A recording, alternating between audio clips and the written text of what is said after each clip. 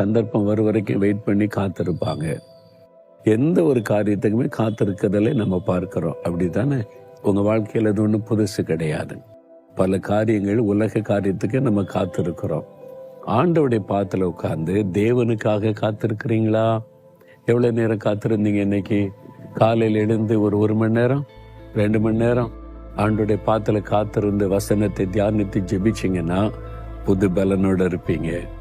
இளமை திரும்பிறவங்களுக்கு உங்களுடைய சரீரத்திலே புது பலன் வரும், ஆவியில புது பலன் வரும். ஆவியில புது மனுஷனா மாறும்போது அவனுடைய சரீரமும் புதுசா மாறும். அப்ப கழுகுக்கு சமானமாய் திரும்ப வாழ வயது போல நீங்க மாற முடியும்.